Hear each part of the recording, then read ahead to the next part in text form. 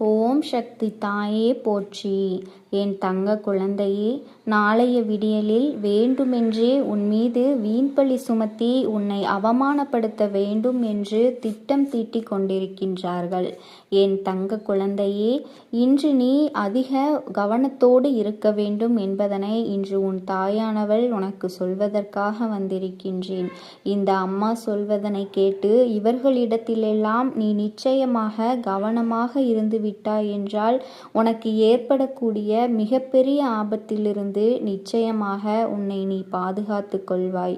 என் தங்க குழந்தையே, உன் தாயானவள் உனக்கு கொண்டு வந்திருக்கின்ற இந்த வாக்கானது உன்னை பயமுறுத்துவதற்காகவோ அல்லது எந்த ஒரு விஷயத்திற்காகவும் கிடையாது. உன்னை பக்குவப்படுத்துவதற்காகத்தான் என்பதனை நீ புரிந்து கொள்ள வேண்டும். என் தங்க குழந்தையே, வாழ்க்கையின் பக்குவம் என்பது என்ன தெரியுமா? சுற்றி என்ன நடந்தாலுமே எல்லா விஷயங்களிலும் எல்லா இடத்திலேயும் எப்பொழுதுமே நீ சாதாரணமாக எடுத்துக்கொள்ள, உன்னுடைய மனது எப்பொழுது உடன்படுகின்றதோ அப்பொழுதுதான் சரியான பக்குவத்தை நீ அடைந்திருக்கின்றாய் என்று அர்த்தம். என் தங்க குழந்தையே, அப்படியானால் என் பிள்ளை, இத்தனை காலமும் நீ இந்த வாழ்க்கையில் உனக்கான எந்த ஒரு விஷயங்களையும் சரியாக பெற்றுக்கொள்ளவில்லை. இனியாவது இதையெல்லாம் நீ சரியாக பெற்றுக்கொள்ள வேண்டும் என்றுதான் இந்த தாயானவள் உன்னை தேடி வந்திருக்கின்றேன். என் தங்க குழந்தையே, இதற்கு இதுதான் அர்த்தம். அம்மா சொல்கின்ற விஷயங்களை நீ சரியாக புரிந்து கொள்ள வேண்டும்.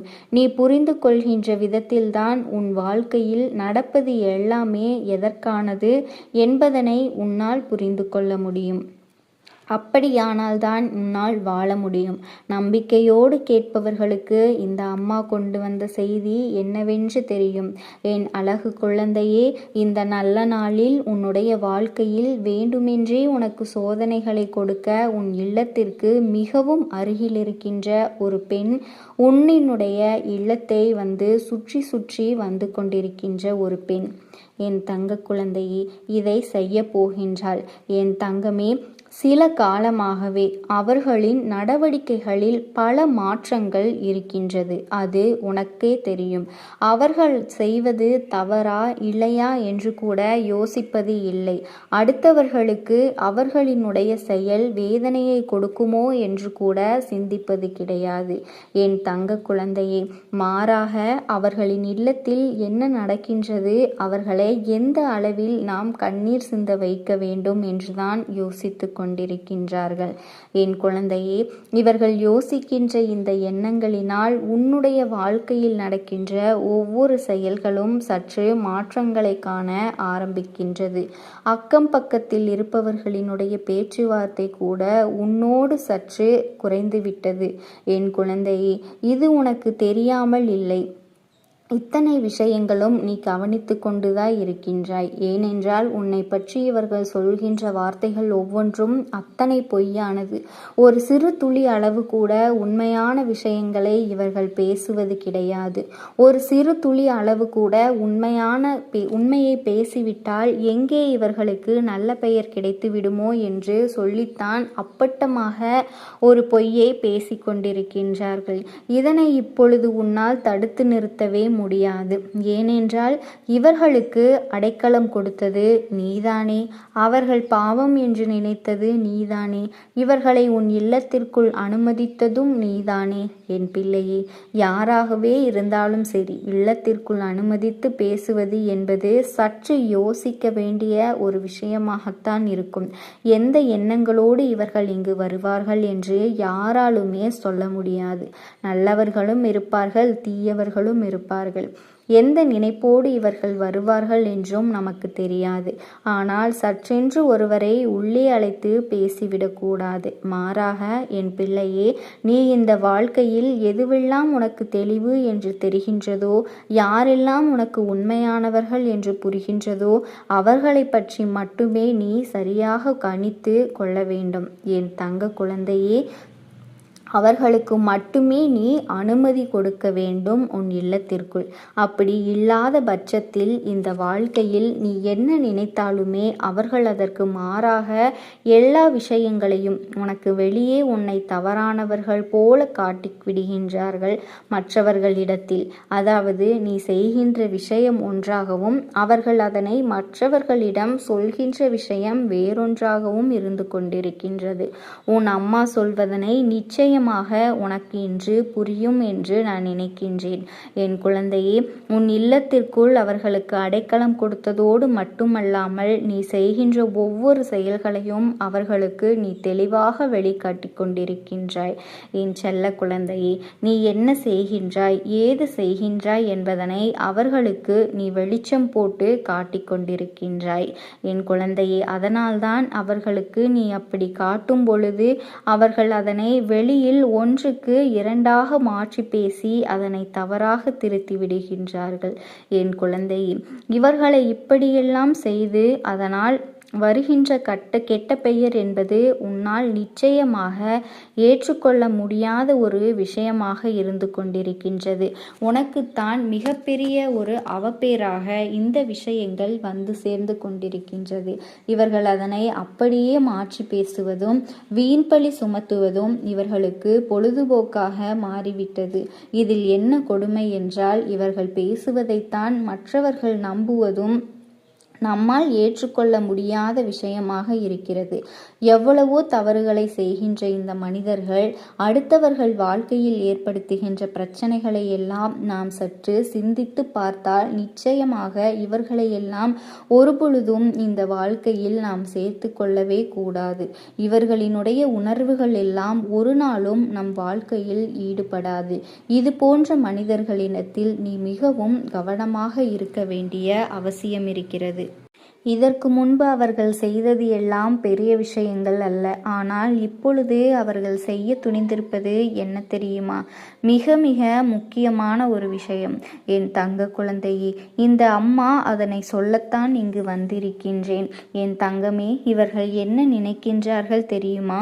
உன்னை அவமானப்படுத்த வேண்டும், எல்லோரும் உன்னை ஒதுக்கி வைக்க வேண்டும் என்றும், யாரும் உன்னிடத்தில் எந்த ஒரு வார்த்தையும் பேச வேண்டும் என்றால் அதற்கு யோசிக்க வேண்டும் என்றும் இவர்கள் இப்பொழுது சிந்தித்து கொண்டிருக்கின்றார்கள்.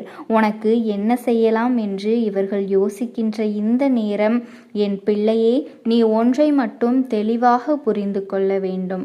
சோதனைகள் நிச்சயமாக உன் வாழ்க்கையில் வரத்தான் செய்யும். ஆனால் இவர்களால் நமக்கு சோதனைகள் வருகின்றது என்று தெரிந்துவிட்ட பிறகும் கூட என் தங்க குழந்தையே, நீ காரணம் இல்லாமல் அந்த மாய வலைக்குள் காரணம் இல்லாமல் நீ சிக்கிவிடக்கூடாது என்றுதான் உன் தாயானவள் நான் சொல்லிக் கொண்டிருக்கின்றேன்.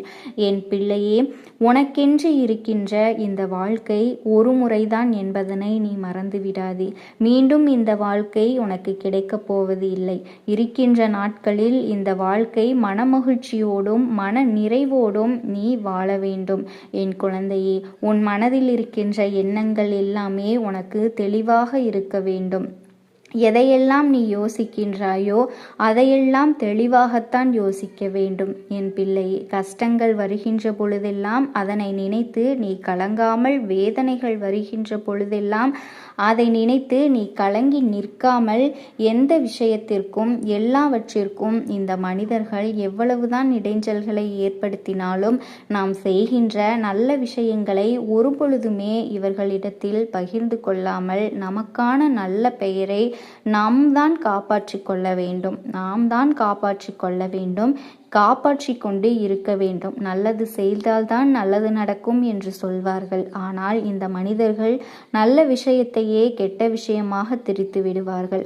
அது மட்டுமல்ல, நீ செய்த நன்மையை அவர்கள் செய்ததாக சொல்லியும் விடுவார்கள். என் குழந்தையே, இதனால் இப்பொழுதெல்லாம் நீ எல்லாவற்றையும் வெளிப்படையாக செய்வதுதான் நல்லது. என் தங்க குழந்தையே, அதாவது ஒரு விஷயத்தை ஒருவரிடம் சொல்ல வேண்டும் என்று நீ முடிவு செய்துவிட்டால், என் தங்க பிள்ளையே, உன் வாயிலிருந்து உண்மையாக அந்த விஷயங்கள் எல்லாம் வந்துவிட்டால் இது போன்ற பிரச்சனைகளை எல்லாம் நீ தவிர்த்து விடலாம். என் குழந்தையே, உனக்கு இங்கு நிறைய பேர் வீண்பழி சுமத்தி கொண்டு உன் மீது களங்கத்தை ஏற்படுத்த முயற்சி செய்து கொண்டிருக்கின்றார்கள். அவர்களினுடைய வலையில் எல்லாம் நீ ஒருபொழுதும் சிக்கிவிடக்கூடாது. நீ எதை செய்தாலுமே அதை வெளிப்படையாகவே செய்ய வேண்டும், வெளிப்படையாகவே பேச வேண்டும்.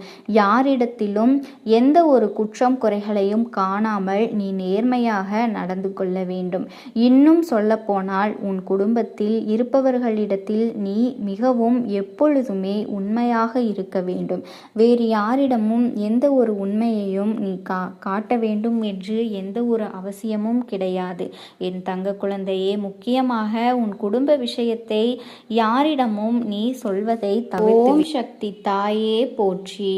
என் அன்பு குழந்தையே, உன் வீட்டை தேடி அதிர்ஷ்டம் வர வைப்பதற்கு நீ பயன்படுத்த போகும் பொருள் பற்றி உனக்கு சொல்ல போகின்றேன். என் தங்க குழந்தையே, அது மட்டும் அல்லாமல் நமக்கு பண கஷ்டமும் மன கஷ்டமும் குடும்ப உறவுகள் சரியாக இல்லையே, யாரை நம்புவது என்று தெரியவில்லையே, யாரும் துணையில்லாமல் அனாதையாக நிற்கின்றோமே என்று என் குழந்தை நீ தவித்து கொண்டிருப்பது எனக்கு தெரிகிறது. நமக்கு உடம்பும் சுகமில்லையே என்று பெருங்கவலையும் மனதளவில் வந்து தவித்து போகின்றோம் அல்லவா? சிலருக்கு பணம் இருந்தும் நிம்மதி இல்லையே என்று நொறுங்கி போகின்றோம் அல்லவா? நமக்கே தெரியாமல் நம் வீட்டிற்குள் தீய சக்திகள் நுழைந்து நமக்கு எதிர்மறை எண்ணங்களை கொடுக்கின்றன அல்லவா? நமக்குள் இருக்கின்ற நேர்மறை சக்திகள், நேர்மறை சிந்தனைகளை எல்லாம் மழுங்கடிக்கும் வல்லமை தீய சக்திகளுக்கு உண்டு என்பதனை நீ தெரிந்து கொள்ள வேண்டும். இவற்றை எல்லாம் போக்கக்கூடிய நல்ல சக்தி ஒன்றை பற்றி உன்னிடம் நான் இன்று வாக்கு சொல்ல வந்திருக்கின்றேன். நான் சொல்லக்கூடிய பொருள் என்ன தெரியுமா? என் அன்பு குழந்தையே, சாதாரணமாக நம் வீட்டில் அனைவரும் பயன்படுத்தக்கூடிய மதிப்புமிக்க ஒரு பொருள்தான். அது என்னவென்றால், என் குழந்தையே, அலைகடலில் இருந்து மகாலட்சுமி தோன்றியதாக புராணங்கள் சொல்கின்றது. அத்தகைய கடலிலிருந்து எடுக்கப்படுகின்ற உப்பில்தான் மகாலட்சுமி வாசம் செய்து கொண்டிருக்கின்றாள். அத்தகைய தெய்வத்தன்மை கொண்ட உப்பை பற்றி தான் நான் உனக்கு சொல்ல போகின்றேன். என் தங்க குழந்தையே, ஒரு கைப்பிடி உப்பு இருந்தால் போதும், உன் உடம்பில் இருக்கக்கூடிய தீய சக்திகள், எதிர்மறையான ஆற்றல்கள் தலைத்தெறிக்க ஓடிவிடும் என்பதனை நீ புரிந்து கொள்ள வேண்டும். எதிர்மறை ஆற்றல்களை விரட்டியடிக்கக்கூடிய அளவிற்கு அதீத சக்தி இந்த உடம்பிற்கு உண்டு. ஒரு கைப்பிடி உப்பினை நீ வெளியில் சென்றுவிட்டு வீட்டுக்கு போவதற்கு முன்னால் ஒரு வாளியில் போட்டு அதில் வெதுவெதுப்பான தண்ணீரை ஊற்றி 5 நிமிடம் உன்னுடைய கால்களை வைத்திருந்தால் போதும். உன்னுடைய பாதம், கட்டை விரல் நகத்தின் வழியாக சென்ற கெட்ட விஷயங்கள் அத்தனையுமே உடனே வெளியேறிவிடும். இப்படி உப்பு நீரில் கால் வைத்திருந்தால் என் தங்க குழந்தையை, எதிர்மறை ஆற்றல்கள் அதன் சக்தியை பொறுக்க முடியாமல் நம் உடலை விட்டு வெளியே சென்றுவிடும். இதனால் நமக்கு வரக்கூடிய பிரச்சனைகள் வீட்டு வாசலிலேயே நின்றுவிடும். என் தங்க குழந்தையே, ஒரு கைப்பிடி அளவிற்கு உப்பை ஒரு டம்ளரில் போட்டு அதில் 3/4 பாகம் அளவிற்கு தண்ணீர் ஊற்றி வீட்டின் தென்மேற்கு மூலையில் வைக்க வேண்டும். இதை வீட்டில் மட்டுமல்லாமல் தொழில் செய்பவர்கள் கடைகளிலும் வைத்து கொள்ளலாம். அல்லது வியாபாரம் செய்யும் தலங்களில், தொழில் செய்யும் இடங்கள் எங்கு இருந்தாலுமே அங்கு வேண்டுமானால் நீங்கள் இதை வைத்து கொள்ளலாம். இப்படி செய்வதன் மூலமாக பணவரவு அதிகரிக்கும், செல்வ வளம் உண்டாகும், துஷ்ட சக்திகள் விலகும் என்பதனை நீ புரிந்து கொள்ள வேண்டும். என் அன்பு குழந்தையே, இந்த அம்மா சொல்லக்கூடிய அனைத்துமே உன்னுடைய வாழ்க்கையில் இனி வரப்போகின்றது என்பதனை மறந்துவிடாதே. இந்த வாக்கினை அதனால்தான் நான் கேட்க சொல்லி இருக்கின்றேன். என்றேன். என் தங்க குழந்தையே, இந்த தாயானவள் அனைத்தையும் செய்து கொடுப்பேன் என்ற நம்பிக்கை இருந்தால் மட்டுமே இந்த வாக்கினை உன்னால் கேட்க முடியும். அது மட்டும் இல்லாமல் உனக்கு அனைத்தும் முழுமையாக நடக்கும். என் மேல் நம்பிக்கை இல்லாமல் அவநம்பிக்கை உண்டு. இந்த பதிவினை கேட்டால் மட்டும் உன் வாழ்க்கை மாறிவிடுமா என்று நீ அலட்சியமாக நினைப்பவர்களுக்கு அவர்கள் எண்ணம் போலவே வாழ்க்கை அமையும். அவர்கள் எண்ணம் போலவே எல்லாம் நடக்கும். ஆனால் சில தங்க பிள்ளைகள் என் மீது உண்மையான அன்பு வைத்து கொண்டிருக்கிறார்கள். என் மீது பாசத்தை பொழிந்து கொண்டிருக்கிறார்கள். அவர்களுக்குத்தான் இந்த தாயானவளினுடைய வாக்கு என்பதனை தெரியப்படுத்துகிறேன். அதனால் என்னுடைய வாக்கினை கேட்க தயாராக இருக்கக்கூடிய தங்க பிள்ளைகள் ஓம் சக்தி தாயே போற்றி போற்றி என்று மனதிற்குள் மனதார நீ நினைத்துக்கொள். என்னுடைய அன்பும் ஆசீர்வாதங்களும் அனைத்து என் தங்க பிள்ளைகளுக்கும் இன்று இரவு அவர்கள் எனக்காக ஏற்றக்கூடிய தீபத்தில் காட்சி கொடுப்பேன். இது என்னுடைய சத்திய வாக்கு. என்னுடைய தங்க பிள்ளைகள் சிலர் அதிகமாக அழுகிறார்கள். காரணம் என்னவென்றால், ஒரு சில நபரால் என் பிள்ளைகள் ஏமாற்றம் அடைந்திருக்கின்றார்கள். இந்த ஏமாற்றத்தை தாங்கிக் கொள்ள முடியாமல் என் வாழ்க்கையில் மட்டும் ஏன் இப்படிப்பட்ட சோதனைகள் எல்லாம் நடந்து கொண்டிருக்கிறது? இவர்களை எல்லாம் நம்பி நம்பி இவ்வளவு நாட்கள் ஏமாந்து விட்டேனே. ஆரம்ப காலகட்டத்தில் என்னுடைய வாழ்க்கை என்ற பொறுப்பை அவரிடத்திலேதான் ஒப்படைத்தேன். ஆனால் அவரும் என்னுடைய வாழ்க்கையை பொறுப்பாக பார்த்து கொள்வேன் என்று அவ்வளவு அன்பான வார்த்தைகளை பேசினார். இப்பொழுது ஒரு சில நபரால் என்னுடைய உறவானது என்னிடத்திலே இல்லை. என் தங்க பிள்ளையின் ஏமாற்றத்தை தாங்கிக் கொள்ள முடியாமலும் உறவு பிரிதலை தாங்கிக் கொள்ள முடியாமலும் ஒவ்வொரு நாட்களும் என் தங்கமே நீ மனதிற்குள் குமரி அழுது கொண்டிருக்கின்றாய் அல்லவா? என் அன்பு பிள்ளையே, இதற்காக இந்த அம்மா ஒரு நாளும் ஒரு முடிவினை எடுத்து விட்டேன். நீ முழுமையாக இந்த உறவினை நேசித்து விட்டாய். அவர்கள்தான் வேண்டும் என்று இப்பொழுது அழுது கொண்டிருக்கின்றாய். ஆனால் அம்மா உனக்காக ஒரு முடிவை எடுத்து விட்டேன். என் தங்க பிள்ளையே, நீ கேட்ட வாழ்க்கையை உனக்கு நான் கொடுக்கலாம் என்று முடிவு செய்திருக்கின்றேன். ஆனால் என் செல்ல குழந்தையே, இதற்காக ஒரு சிறு காரியத்தை நீ செய்ய வேண்டி இருக்கிறது. அது என்ன தெரியுமா? அம்மா சொல்வதை கவனமாக கேட்க வேண்டும். முதலில் நீ தைரியமாக இருக்க வேண்டும். இதை தெரிந்து கொள். அளவே கூடாது. மனதளவில் உடைந்து நொறுங்கி போய் இருக்கின்றாய். ஒவ்வொரு தருணமும் அம்மா என் வாழ்க்கை மாறாது போலவே, அம்மா இப்படியே தான் என் வாழ்க்கையில் நல்லதே நடக்காதா? என் வாழ்க்கையை மரண வலியோடு நான் தனிமையில் அனுபவித்து கொண்டிருக்கின்றேன். இந்த துன்பங்கள் எனக்கு எதுவுமே மாறாதா என்று என் குழந்தை எப்பொழுதுமே அழுது புலம்பிக் கொண்டிருக்கின்றாய். என் அன்பு குழந்தையே, அப்படி உன்னுடைய நாவினால் ஒரு பொழுதும் நீ சொல்லக்கூடாது. நீ என்ன சொல்கிறாயோ அதுதான் உன்னுடைய வாழ்க்கையிலும் நடக்கும். என் தங்கமே, இனி ஒரு பொழுதுமே எதிர்மறையாக நீ நினைக்கவும் கூடாது. எதிர்மறையான வார்த்தைகளையும் உனக்குள்ளே பேசிக்கொள்ளவும் கூடாது. முதலில் இது போன்று நீ புலம்புவதையெல்லாம் நிறுத்தி கொள்ள வேண்டும். என் தங்க குழந்தையே, இன்றிலிருந்து ஒரு முடிவை நீ உறுதியாக எடுத்துக்கொள்ள வேண்டும். இந்த தாயானவள் இதனை நான் உனக்கு சத்திய வாக்காக சொல்கிறேன். இன்றைய தினத்திலிருந்து எண்ணி ஒரு வாரத்திற்கு அதிகாலையிலும் அல்லது மாலை நேரத்திலும் என்னை வழிபடும் பொழுது உன் நாவினால் நீ இதை சொல்ல வேண்டும். அது உனக்கு ஒரு வாரத்திலேயே நான் நடத்தி கொடுப்பேன் என்பதனை நீ முழுமையாக நம்ப வேண்டும்.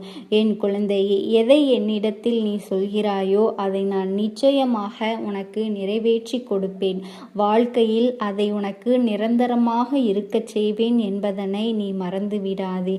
இனி வரக்கூடிய நாட்களில் எனக்கு எல்லா நல்லதும் நடக்க வேண்டும் என்று, என் வாழ்க்கை எனக்கு நிச்சயமாக திரும்ப கிடைக்க வேண்டும் என்று மனதார வேண்டு. நிச்சயமாக உனக்கு நான் அதை செய்து கொடுப்பேன்.